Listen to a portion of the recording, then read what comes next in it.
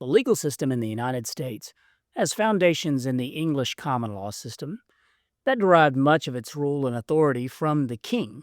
The king, in turn, claimed that his authority came from divine right, from God himself.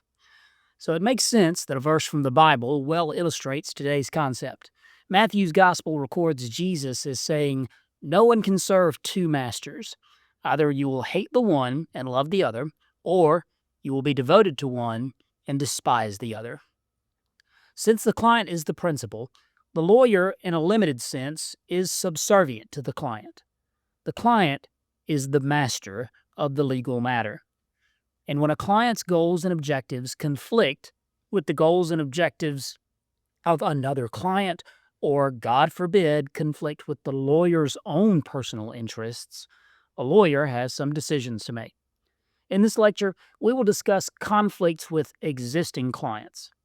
And in the second lecture in this unit, we will discuss how to treat clients once the representation is over. So, welcome once more to the lecture series for Ethics in the Legal Environment.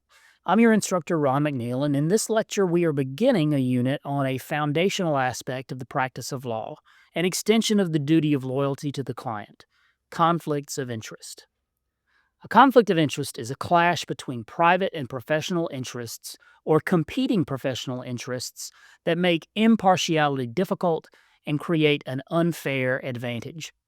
Conflicts are serious business, and the rules of professional conduct address them seriously. I've included a link to the American Bar Association's Model Rules of Professional Conduct in the description for this lecture. It would be helpful to open them while you're listening to this lecture or take note when I mention a particular rule so that you can look it up later.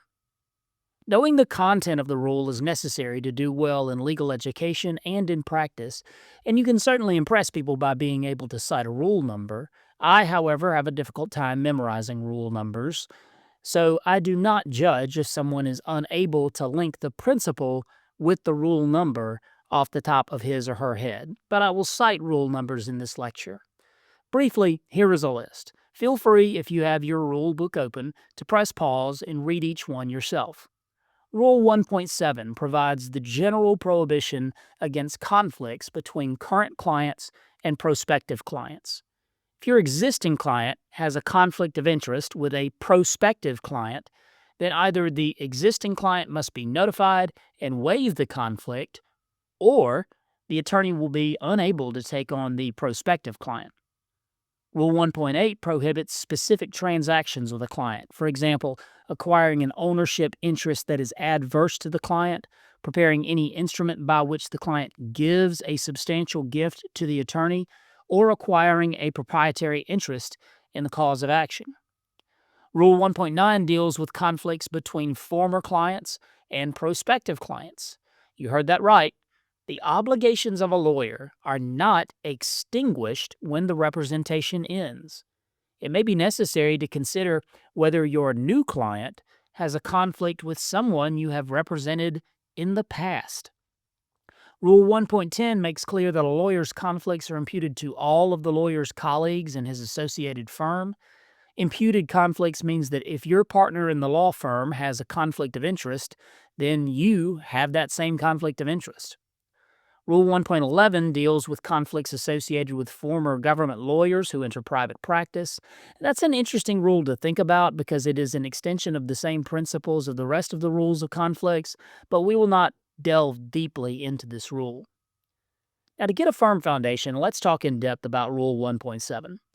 The rule establishes the general prohibition against conflicts of interest, but if you've read the text of the rule, you'll see that a lawyer may represent two parties with potentially adverse interests if each client gives, quote, knowing and informed consent after consultation. What does it mean, though, for clients to have adverse interests? Adversity is characterized by two people having interests that are either opposite or inconsistent with one another, so that they cannot be reconciled without compromising an important element of one or both positions of interest. In practical terms, this means that the lawyer is unable to render full and impartial representation to both parties. By giving his full loyalty to one, he is giving less than his full loyalty to the other. Consider a case from New York that illustrates this rule: Ferreira versus Jordache. In this case, a car accident lawyer represented both the driver and passenger as plaintiffs against the driver of a separate car that allegedly caused a car accident. In any car wreck case, the passenger might have a negligence claim against both the driver of the other car and the driver that he was riding with. It's a car wreck. Maybe both drivers are somewhat at fault. If a lawyer is representing both the driver and the passenger, it is certainly possible that the passenger might have a conflicting interest with the driver. So it would be necessary for the lawyer to get informed consent from his two clients to represent both of them.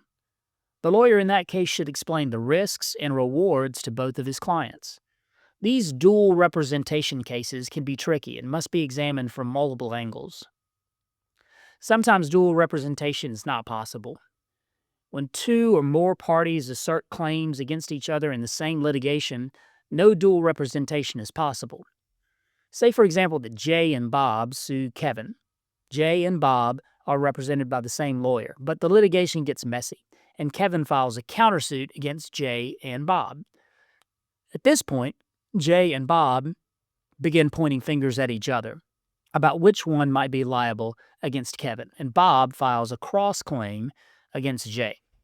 Once Jay and Bob have actual adverse interests against each other in the litigation, they can no longer be represented by the same counsel. They have a conflict that cannot be waived.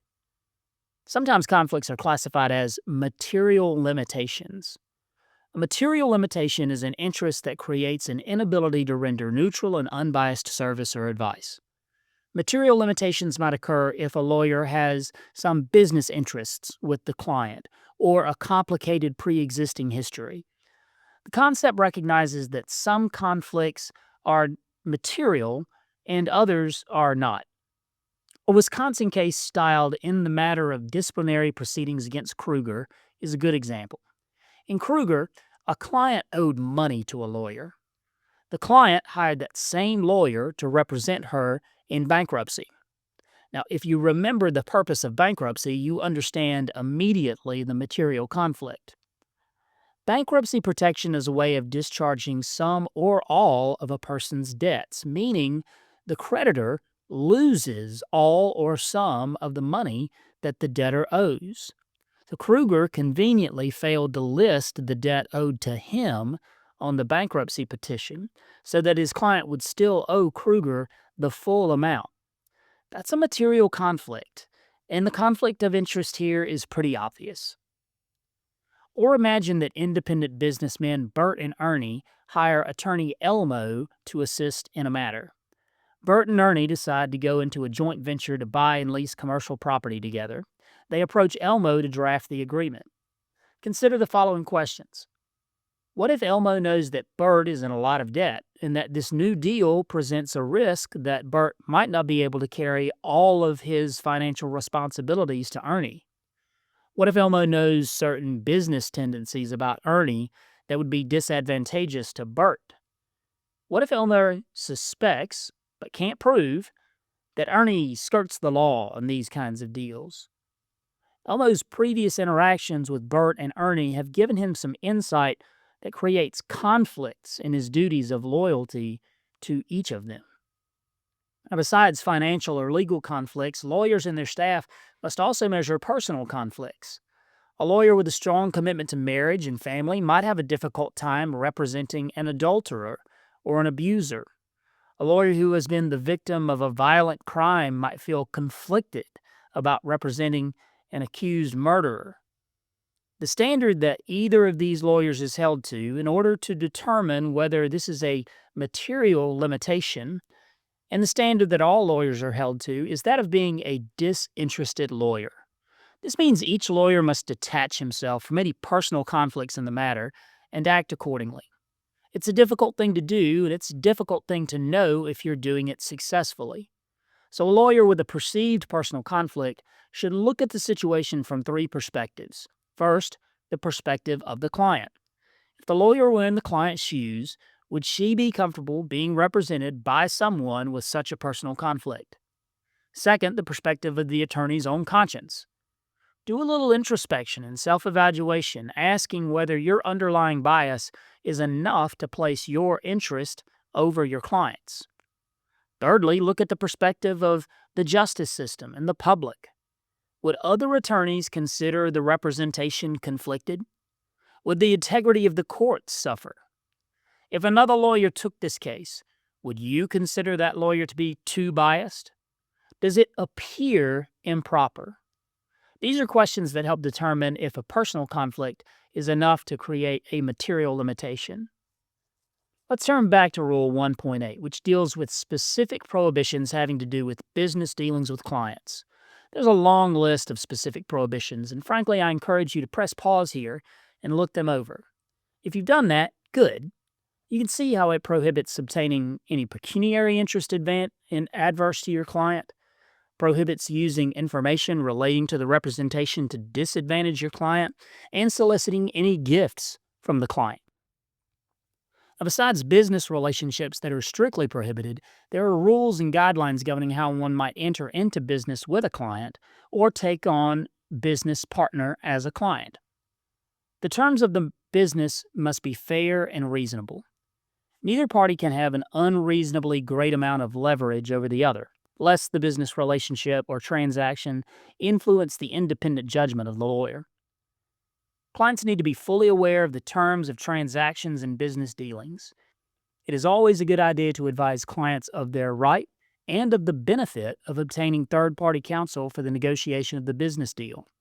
And all of this should be memorialized into a memorandum of understanding. Why? Because when you go into business with a client, generally, the lawyer is going to accept some responsibility if the deal turns out prosperous for the lawyer, but detrimental for the client. Invalidity may be presumed. The risks and benefits need to be made clear to the client, and that acknowledgement needs to be written down and recorded, lest the lawyer be scrutinized when the deal goes south for his client. So our next lecture will continue our discussion on conflicts and focus mostly on conflicts arising after the representation or litigation has ended. Until then.